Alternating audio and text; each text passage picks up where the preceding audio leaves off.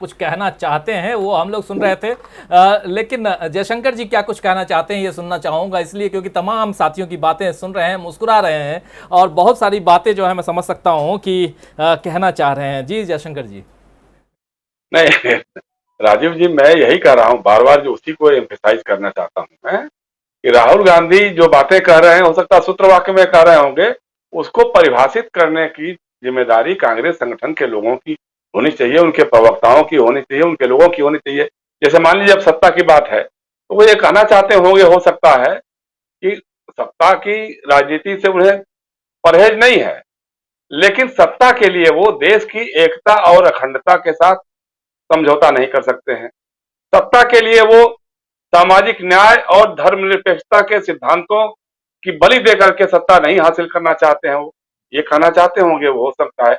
जिसके लिए नेहरू, इंदिरा गांधी, सारे लोगों ने अपना ये किया था, राजनीति शुरू की थी और काफी हद तक काम भी किया था। तो ये काम तो कांग्रेस के नेताओं का कि वो इसको बात करें, वो लोगों के बीच में पहुंचाए। अब आप देखिए, जैसे मैं बार बार जो कह रहा हूं वही बातें उभर के आ रही हैं। राम को लेकर के जैसे कहा, अब राम को लेकर के उन्होंने तंज किया कि भाई भाजपा के बड़े नेता या सांसद भी हैं, वो पुनर्जन्म जन्म या ये इसके बारे में यकीन नहीं करते, राम के अस्तित्व के बारे में यकीन नहीं करते हैं। तो ये सवाल तो कांग्रेस के लोगों को धड़ाधड़ पूछना शुरू कर देना चाहिए था कि भाई कौन है भाजपा का वो नेता, उसको बताइए कि कौन कैसे लोग हैं भाजपा के अंदर जो राम की रोटी खाते हैं, राम की राजनीतिक रोटी खाते हैं और राम के अस्तित्व से भी इनकार करते हैं। लेकिन इसको कांग्रेस के लोग नहीं कर पाते हैं। देखिए, वही जो बात है कि चूंकि आपके पास संगठन या उस ढंग की फोर्स नहीं है। जैसे आप देखिए, राम जन्मभूमि मंदिर का ताला खुलवाया कांग्रेस ने, राम जन्मभूमि मंदिर का शिलान्यास करवाया कांग्रेस ने, लेकिन कांग्रेस रामद्रोही हो गई, राम का विरोधी हो गई। आज पूरी भाजपा की ट्रोल ब्रिगेड सक्रिय हो गई है, ट्विटर से लेकर के बाकी व्हाट्सएप यूनिवर्सिटी और सब जगहों पे, कि राम के ऊपर राहुल गांधी का फिर एक विवादित बयान आया, फिर एक विवादित बयान आया। भाई विवाद ये नहीं है, विवाद ये है कि भाजपा का कौन नेता है जो कहता है कि राम के अस्तित्व को हम नहीं मानते हैं, पुनर्जन्म की बात को हम नहीं मानते हैं। अब देखिए, यही जैसे इसको हम कितनी बार कर चुके हैं, लेकिन काश की कांग्रेस के लोगों को भी ये बात समझ में आई होती और उसको इन्होंने सवाल उठाया होता। भाई आप सुषमा स्वराज जी का वो बयान निकाल करके ले आइए सामने। सुषमा स्वराज जी से जब पूछा गया था कि साहब राम जन्मभूमि का मुद्दा जो है चुनाव में मुद्दा बनेगा क्या, तो सुषमा जी ने उस समय कहा था, नेता विपक्ष थी वो, कि साहब राम जन्मभूमि मंदिर का मुद्दा हमारे लिए बैंक का बेरर चेक था, जो एक बार भुना लिया जाता है तो बार बार नहीं भूनता है। वो सुषमा जी के लिए वो राम जन्मभूमि और राम जी जो है वो एक बेरर चेक थे। कुशाभाऊ ठाकरे जब भारतीय जनता पार्टी के राष्ट्रीय अध्यक्ष थे, राष्ट्रीय स्वयंसेवक संघ से निकले थे, बड़े नेता थे वो, उनका इंटरव्यू मैंने यानी जयशंकर गुप्ता ने किया था हिंदुस्तान अखबार के लिए। हमने भी यही सवाल पूछा था, कुशाभाऊ ने कहा था, बड़ी ईमानदारी के साथ कहा था कि भाई नदी पार करने के लिए एक नाव की जरूरत पड़ती है। अब ये जरूरी नहीं है कि नदी पार करने के बाद नाव को कंधे पर लेकर के ढोया जाए। यानी राम जन्मभूमि के मामले को लेकर के एक बार हम चुनाव में सीटें हमारी बढ़ चुकी हैं, काफी हम कामयाबी हासिल कर चुके हैं। अब इसके बाद जरूरी नहीं है कि राम मंदिर के बैगेज को लेकर के हम कंधे पर ढोते हुए नजर आए।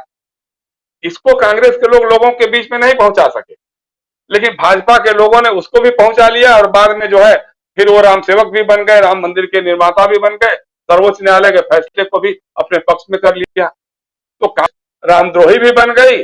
और बाबरी मस्जिद का जब विध्वंस हुआ तो नरसिम्हा राव जी प्रधानमंत्री थे, उनके जो सरदार पटेल यानी कि मतलब गृह मंत्री शंकर राव चौहान टीवी पर देखते रहे कि अब ये हो रहा है, अब ये हो रहा है, अब ये होने वाला है, अब ये होने वाला है, ये करते रह गए। तो आप मुसलमानों के भी नहीं रहे, हिंदुओं के भी नहीं रहे। तो कांग्रेस को अपनी इन गलतियों के बारे में एक बार सोचना चाहिए, आत्मनिरीक्षण करना चाहिए कि क्या ऐसी कमी है कि हम अच्छी बातें करते हुए भी गलत दिशा में चले जाते हैं, हमको हमारे ऊपर गलत लांछन लग जाते हैं। ये सबसे बड़ी जरूरत आज इस बात की है। कभी भी आप हम जैसे महंगाई के बारे में भी जब हम बात हो रही थी परसों, तब भी हमने यही कहा था कि मोदी जी के भाषणों को उठा लीजिए, पहले के जो उनके भाषण हैं, सुषमा स्वराज जी का राजघाट पे डांस निकाल लीजिए जो महंगाई के खिलाफ उन्होंने किया था, या स्मृति ईरानी का जो ये संसद मार्ग पे जो प्रदर्शन था राजनाथ सिंह जी के साथ, अरुण जेटली और सारे लोगों के साथ, रसोई गैस के सिलेंडरों का फोटो लेकर छाती पर लगा करके नाच रहे थे लोग, प्रदर्शन कर रहे थे लोग। तो ये सारी प्रतीकों को लेकर के आप सामने आइए, कहिए कि भाई हम नहीं कर रहे हैं, महंगाई के बारे में हम ये नहीं कर रहे हैं, ये देखो इनकी बात है। राम मंदिर के बारे में, राम जी के बारे में ये हम नहीं कर रहे हैं, राहुल गांधी नहीं कर रहे हैं, प्रियंका गांधी, सोनिया गांधी नहीं कर रही हैं। ये सुषमा स्वराज जी का कहना था, ये स्वनाम धन्य कुशाभाऊ ठाकरे जी का कहना था, और ये आज भाजपा के बड़े नेता और सांसद केंद्रीय कक्ष में मुझसे कह रहे हैं। ये बातें फैलाने में आपको क्या लगता है? लेकिन इसके लिए भी आप चुपचाप बैठे रहिएगा। आप चुप बैठ सकते हैं, लेकिन आपके विरोधी तो शुरू हो गए, सक्रिय हो गए। कल से फुटेज आया नहीं राहुल गांधी के भाषण का कि लगातार देखिए देखिए देखिए राहुल गांधी ने क्या बोल दिया, देखिए राहुल गांधी ने विवादित बयान दे दिया, राम के बारे में इसी बात बोल दिया।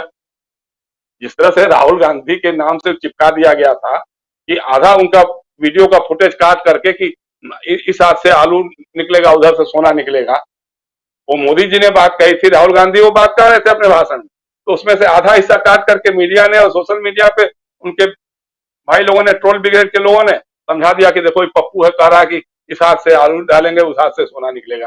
तो ये जो परसेप्शन क्रिएट करने की मशीनरी जो भाजपा के पास है, उसके आईटी सेल के पास है, जो राष्ट्रीय स्वयंसेवक संघ के कनफुकवा तंत्र के पास है, उसका काउंटर कांग्रेस कैसे करेगी, इस पर उसको विचार करना है। वो एक ऐसी टीम उसको बनानी पड़ेगी जो लगातार इस मामले में सक्रिय होकर के काम करे, काउंटर कर सके, राहुल गांधी के पक्ष में लामबंद हो, जो अगर उनकी बातों से सहमत हो तो।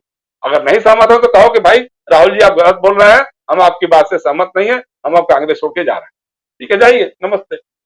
वो भी हम नहीं करेंगे, क्योंकि आपको धुकधुकी लगी हुई है कि शायद कहीं से कहीं एक जुगाड़ करके राहुल गांधी के राज्यसभा का टिकट हमको दे ही देंगे, तमिलनाडु वालों से बात कर लेंगे, महाराष्ट्र वालों से बात कर लेंगे, झारखंड वालों से कहीं कहीं बात करके एक सीट दिला देंगे राहुल जी, तो हमारा काम हो जाएगा। लेकिन उनकी बातों से हम सहमत नहीं रहेंगे, उनके बातों के पक्ष में हम खड़े नहीं होंगे, उनके लिए लड़ेंगे नहीं, हम उनसे हासिल क्या हो सकता है इसी धुन में लगे रहेंगे, चाहे हम G23 बना लें, चाहे कुछ भी कर लें। तो बात दरअसल राजीव जी यही है, कांग्रेस को जैसे अभी हमारे मित्रों ने कहा कि हमने बहुत उनके मंथन शिविरों को देखा था, पंचमढ़ी में भी देखा था, बाकी जगहों पर भी देखा था, उसमें लोग विचार करते थे, बहस मुबाहिसे होते थे, विभिन्न विषयों पे, विभिन्न मुद्दों पे राय आती थी सामने, लोग कहते थे कि इस पे गलत है या इस पे सही है, या हमको ये लाइन लेकर के आगे बढ़नी चाहिए। वो आज क्यों नहीं करवा पाए हैं? राहुल गांधी, प्रियंका गांधी या सोनिया गांधी या कांग्रेस के लोग ऐसी बातें क्यों नहीं कर पा रहे हैं? ये सोचना पड़ेगा, इसके लिए बैठ करके आत्मनिरीक्षण करना होगा। अन्यथा जैसे मैंने कहा ना कि आप सेमिनार संगोष्ठियों में इस तरह की बातें करेंगे, कुछ हम लोग चर्चा कर लेंगे, कुछ हम आपके पक्ष में कुछ विपक्ष में बोल लेंगे, लेकिन आपके जो खिलाफ लोग हैं वो आपको पप्पू बनाने में सक्रिय हो जाएंगे। तो मुख्य बात यही है राज जी। बिल्कुल, आप सबके विचार कांग्रेस को सुनना चाहिए